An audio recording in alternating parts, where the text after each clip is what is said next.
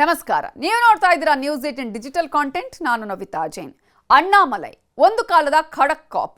ಕರ್ನಾಟಕದಲ್ಲಿ ಸಿಂಗಂ ಅಂತಾನೆ ಫೇಮಸ್ ಆಗಿದ್ದು, ರಾಜಕೀಯದಲ್ಲಿ ಸೇವೆ ಸಲ್ಲಿಸೋ ಮಹತ್ವಾಕಾಂಕ್ಷೆಯನ್ನ ಹೊಂದಿದ್ದಂತಹ ಅಣ್ಣಾಮಲೈ ಐಪಿಎಸ್ ಹುದ್ದೆಗೆ ರಾಜೀನಾಮೆ ಕೊಟ್ಟು ತಮಿಳುನಾಡಿನ ರಾಜಕೀಯದ ಅಗ್ನಿ ಪರೀಕ್ಷೆಗಿಳಿದಿದ್ರು. ಬಿಜೆಪಿ ಸೇರ್ಪಡೆಯಾಗಿ ಊರೂರು ಸುತ್ತಿದ್ರು, ಹೋರಾಟ ಮಾಡಿದ್ರು, ನನ್ನ ಮಣ್ಣು ನನ್ನ ಜನ ಪಾದಯಾತ್ರೆ ಮಾಡಿದ್ರು. ಮತ ಪ್ರಮಾಣ ಹೆಚ್ಚಾಯಿತೆ ಹೊರತು ವಿಜಯಲಕ್ಷ್ಮಿ ಒಲಿಯಲೇ ಇಲ್ಲ. ಆದರೆ ಈಗ ಬಿಜೆಪಿಯಿಂದಲೇ ಹೊರಬರೋ ಬಗ್ಗೆ ಚರ್ಚೆ ನಡೀತಿದೆ. ತಮಿಳುನಾಡಿನ ಬಿಜೆಪಿ ರಾಜ್ಯಾಧ್ಯಕ್ಷ ಸ್ಥಾನದಿಂದ ಕೆಳಗಿಳಿದಿದ್ದ ಅಣ್ಣಾಮಲೈ 2026ರಲ್ಲಿ ವಿಧಾನಸಭಾ ಚುನಾವಣೆಗೂ ಸ್ಪರ್ಧಿಸಿರಲಿಲ್ಲ. ಅಲ್ಲದೆ ಪಕ್ಷದ ಎಲ್ಲಾ ಜವಾಬ್ದಾರಿಗಳಿಂದಲೂ ಹೊರಬಂದಿದ್ರು. ಆದರೆ ಈಗ ಬಿಜೆಪಿಗೆ ರಾಜೀನಾಮೆ ನೀಡಲು ಮುಂದಾಗಿದ್ದಾರೆ ಅನ್ನುವ ಚರ್ಚೆಗಳು ನಡೀತಾ ಇದೆ. ಇವೆಲ್ಲದರ ಬೆನ್ನಲ್ಲೇ ಬಿಜೆಪಿ ರಾಷ್ಟ್ರೀಯ ಅಧ್ಯಕ್ಷ ನಿತಿನ್ ನಬೀನ್ ಹಾಗೂ ಹಿರಿಯ ನಾಯಕ ಬಿಎಲ್ ಸಂತೋಷ್ ಅವರನ್ನು ಭೇಟಿಯಾದರು. ಕೇಂದ್ರ ಗೃಹ ಸಚಿವ ಅಮಿತ್ ಶಾ ಅವರನ್ನು ಭೇಟಿಯಾಗಿ ಚರ್ಚೆ ಮಾಡಿದ್ದಾರೆ. ಆದರೆ ರಾಜೀನಾಮೆ ಕೊಟ್ರಾ ಇಲ್ವಾ, ಅದರ ಜೊತೆಗೆ ರಾಜೀನಾಮೆಯನ್ನ ವಾಪಸ್ ಪಡ್ಕೊಂಡಿದ್ದಾರೆ ಅನ್ನುವ ಮಾತುಗಳು ಕೂಡ ಕೇಳಿ ಬರ್ತಾ ಇದೆ. ಈಗಾಗಲೇ ಬಿಜೆಪಿಯಲ್ಲಿ ಅಣ್ಣಾಮಲೈ ಉಳಿಸಿಕೊಳ್ಳೋದಕ್ಕೆ ಬಿಜೆಪಿ ನಾಯಕರು ಕಸರತ್ತು ಮಾಡ್ತಿದ್ದು, ರಾಜ್ಯಸಭೆಗೆ ಆಯ್ಕೆ ಮಾಡ್ತೀವಿ, ರಾಷ್ಟ್ರ ಮಟ್ಟದಲ್ಲಿ ಹುದ್ದೆ ಕೊಡ್ತೀವಿ ಅನ್ನುವ ಆಫರ್ ಅನ್ನು ಕೊಟ್ಟರು ಕೂಡ ಅಣ್ಣಾಮಲೈ ನಿರಾಕರಿಸಿದ್ದಾರೆ ಅನ್ನುವಂತಹ ಮಾಹಿತಿ ಸಿಗ್ತಿದೆ. ಜೊತೆಗೆ ತಮಿಳುನಾಡು ಬಿಜೆಪಿ ಆಂತರಿಕ ಕಲಹ ಸರಿಪಡಿಸುವುದಾಗಿ ಭರವಸೆಯನ್ನು ಕೂಡ ಈಗಾಗಲೇ ರಾಷ್ಟ್ರೀಯ ನಾಯಕರು ಕೊಟ್ಟಿದ್ದಾರೆ. ತಕ್ಷಣವೇ ದಿಲ್ಲಿಗೆ ಬರುವಂತೆ ತಮಿಳುನಾಡು ಬಿಜೆಪಿ ಅಧ್ಯಕ್ಷರಿಗೆ ನೋಟಿಸ್ ಅನ್ನು ಕೊಡಲಾಗಿದ್ದು, ನೈನಾರ್ ನಾಗೇಂದ್ರ ಅವರಿಗೆ ಬಿಜೆಪಿ ನಾಯಕರು ಸೂಚನೆಯನ್ನ ಕೊಟ್ಟಿದ್ದಾರೆ. ಆದರೆ ಈಗಿರುವ ಪ್ರಶ್ನೆ, ಅಣ್ಣಾಮಲೈಗೆ ಮತ್ತೆ ಬಿಜೆಪಿ ಅಧ್ಯಕ್ಷ ಸ್ಥಾನವನ್ನ ಕೊಡ್ತಾರಾ ಅನ್ನೋದು. ಈಗಾಗಲೇ ಬಿಜೆಪಿ ತೊರೆದ ಬಳಿಕ ಅಣ್ಣಾಮಲೈ ಹೊಸ ಪಕ್ಷ ಸ್ಥಾಪಿಸಲಿದ್ದಾರೆ ಅನ್ನುವ ಬಗ್ಗೆ ಕೂಡ ತಮಿಳುನಾಡಾದ್ಯಂತ ಭಾರೀ ಚರ್ಚೆಯಾಗ್ತಾ ಇದೆ. ಅಣ್ಣಾಮಲೈ ಹುಟ್ಟುಹಬ್ಬದ ಪ್ರಯುಕ್ತ ಕೊಯಮತ್ತೂರಿನಾದ್ಯಂತ ಬೆಂಬಲಿಗರು ಹಾಕಿರುವ ಪೋಸ್ಟರ್ಗಳು ಹೊಸ ಪಕ್ಷ ಸ್ಥಾಪನೆಯ ಊಹಾಪೋಹಗಳಿಗೂ ಕೂಡ ರೆಕ್ಕೆ ಕೊಡ್ತಾ ಇದೆ.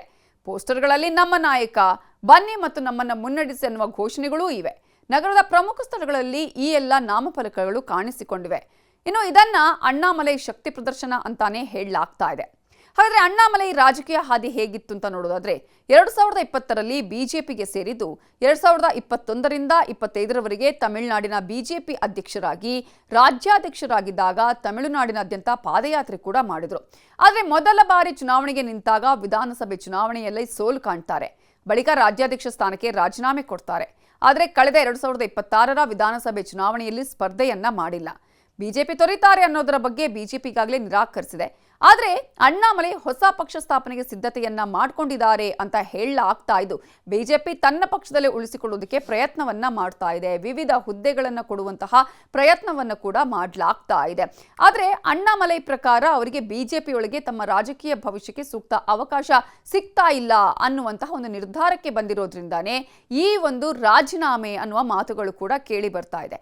ಆದರೆ ಸದ್ಯಕ್ಕೆ ಅವರು ಯಾವುದೇ ರಾಜಕೀಯ ಪಕ್ಷಕ್ಕೆ ಸೇರುವ ಉದ್ದೇಶ ಇಲ್ಲ ಅನ್ನೋದನ್ನ ಕೂಡ ಸ್ಪಷ್ಟಪಡಿಸಿದ್ದಾರೆ. ವಿಜಯ್ ಅವರ ತಮಿಳಗ ವೆಟ್ರಿ ಕಳಗಂ ಸೇರಿದಂತೆ ಯಾವುದೇ ಪಕ್ಷಕ್ಕೆ ಸೇರುವ ಬದಲು ಸ್ವತಂತ್ರ ರಾಜಕೀಯ ವೇದಿಕೆಯನ್ನು ನಿರ್ಮಾಣ ಮಾಡುವತ್ತ ಗಮನ ಹರಿಸುವುದಕ್ಕೆ ಅಣ್ಣಾಮಲೈ ನಿರ್ಧರಿಸಿದ್ದಾರೆ ಅನ್ನುವ ಮಾತುಗಳು ಕೇಳಿ ಬರ್ತಾ ಇದೆ. 234 ಸದಸ್ಯರ ತಮಿಳುನಾಡು ವಿಧಾನಸಭೆಗೆ ನಡೆದ ಚುನಾವಣೆಯಲ್ಲಿ ಇತ್ತೀಚೆಗೆ ಬಿಜೆಪಿ ಕೇವಲ 1 ಸ್ಥಾನ ಗೆದ್ದಿರುವ ಬೆನ್ನಲ್ಲೇ ಈ ಎಲ್ಲ ಬೆಳವಣಿಗೆಗಳು ನಡೀತಾ ಇರೋದು.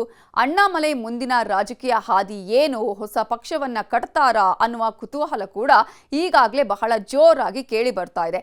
ಈಗಾಗಲೇ ನಿತಿನ್ ನಬೀನ್ ಅವರಿಗೆ 5 ಪುಟಗಳ ರಾಜೀನಾಮೆ ಪತ್ರವನ್ನ ಅವರು ಕೊಟ್ಟಿದ್ರು. ಆದರೆ ಇದಾದ ಬೆನ್ನಲ್ಲೇ ಅವರು ಬಿಜೆಪಿಯ ರಾಷ್ಟ್ರೀಯ ನಾಯಕರನ್ನ ಭೇಟಿ ಮಾಡಿರೋದು. ಆ ಭೇಟಿ ಆದ ಬಳಿಕ ಈ ಒಂದು ರಾಜೀನಾಮೆಯ ಪತ್ರವನ್ನ ವಾಪಸ್ ಪಡ್ಕೊಂಡಿದ್ದಾರೆ ಅನ್ನುವ ಮಾತುಗಳು ಕೂಡ ಕೇಳಿ ಬರ್ತಾ ಇದೆ. ನೋಡೋಣ ಮುಂದೆ ಏನಾಗತ್ತೆ. ರಾಜೀನಾಮೆಯನ್ನ ಸ್ವೀಕರಿಸ್ತಾರಾ ಅಥವಾ ವಾಪಸ್ ಪಡೆದು ಬಿಜೆಪಿಯಲ್ಲೇ ಇರ್ತಾರಾ ಅನ್ನುವಂತಹ ಕುತೂಹಲ ಕೂಡ ಇದೆ. ನೋಡೋಣ ಅಣ್ಣಾಮಲೈ ಅವರ ಮುಂದಿನ ಹಾದಿ ಏನು, ನಿರ್ಧಾರ ಏನು ಅನ್ನೋದು. ಇದುವೇ ಹೊತ್ತಿನ news 18 digital content. Thank you.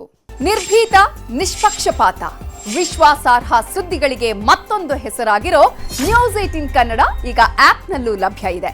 ದಯವಿಟ್ಟು ಇಲ್ಲಿರೋ QR ಕೋಡ್ ಅನ್ನು ಸ್ಕ್ಯಾನ್ ಮಾಡಿಕೊಂಡು ಆಪ್ ಡೌನ್ಲೋಡ್ ಮಾಡೋದಕ್ಕೆ ಮರಿಬೇಡಿ. ನಿಮ್ಮ ಬೆಂಬಲ ಹೀಗೆ ಸದಾ ನಮ್ಮೊಂದಿಗಿರಲಿ. ಧನ್ಯವಾದ.